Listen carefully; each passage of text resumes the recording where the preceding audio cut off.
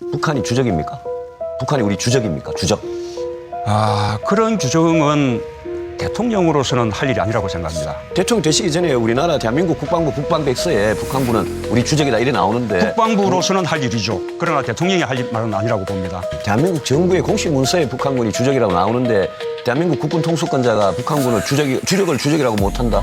그거 말이 되겠습니까? 저는 입장을 밝혔습니다. 예, 그러니까 주적이라고 말씀 못 제 하신다는 생각은 거죠. 그러합니다. 아니 주적이라고 말씀 못 하신다는 거죠. 대통령 될 사람이 해야 될 발언은 아니라고 봅니다. 윤석열 정부의 첫 국방백서에는 북한군이 우리의 적이라는 표현이 담길 것으로 보입니다.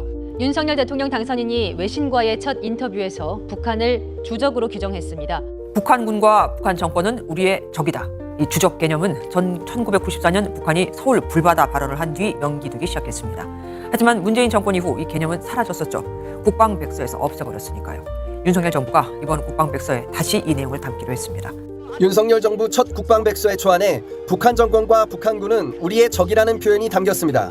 윤석열 대통령은 후보 시절 본인의 SNS에 주적은 북한이라는 글을 올렸었고 대통령직 인수위원회 국정과제에서도 국방백서에 북한은 적이란 표현을 되살리는 방안을 제시했었습니다. 북한을 주적으로 처음 규정한 건 1994년 남북 실무 접촉에서 북측 대표의 불바다 발언 이후 1995년 국방백서부터입니다.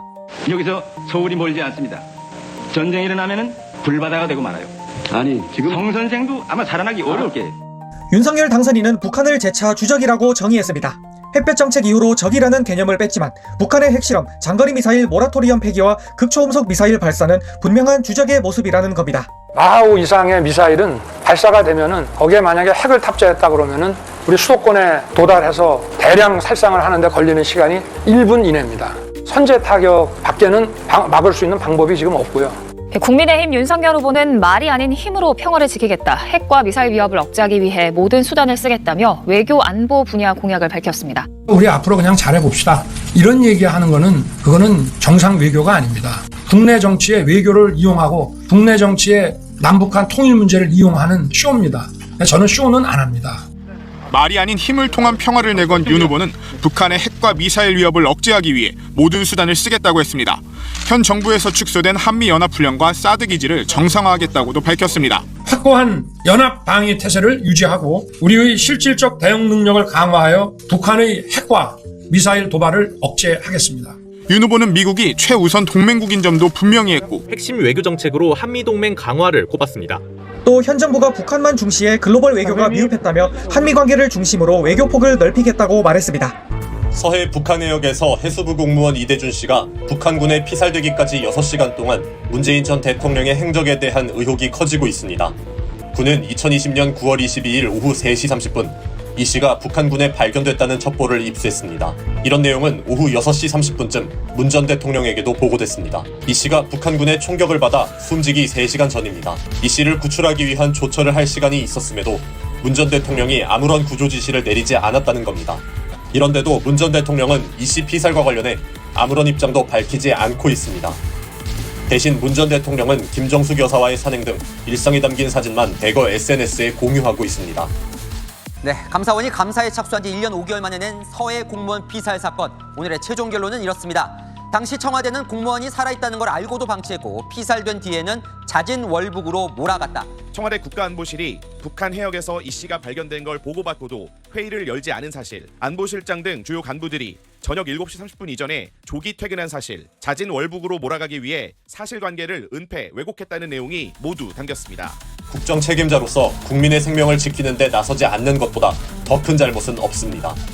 지난 2019년 11월 탈북 어민들이 강제 북송될 당시 모습이 담긴 사진 10장이 공개됐습니다. 네, 통일부가 국회에 제출한 사진인데요. 당시 군사분계선에서 북송되지 않으려고 마지막 순간까지 안간 힘을 쓰는 모습이 고스란히 담겼습니다. 지난 2019년 11월 7일 판문점 닷새전 목선을 타고 남쪽으로 내려왔던 탈북 어민 2명입니다.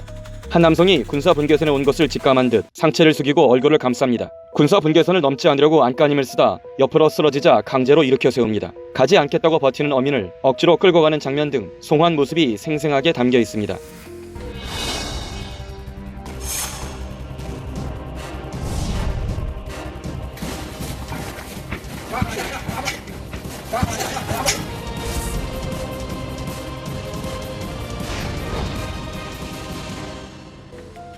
당시 문재인 정부는 통상 몇 주일 이상 걸리는 합동신문 절차를 서둘러 끝내고 닷새 만에 판문점을 통해 탈북 어민들을 추방해 논란이 일었습니다.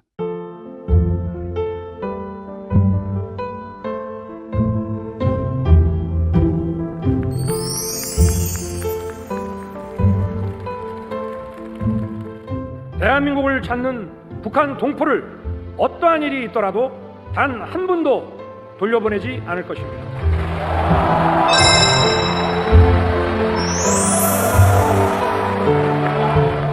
많은 동포들께서 탈북을 시도하다 안타깝게 목숨을 잃고 있습니다.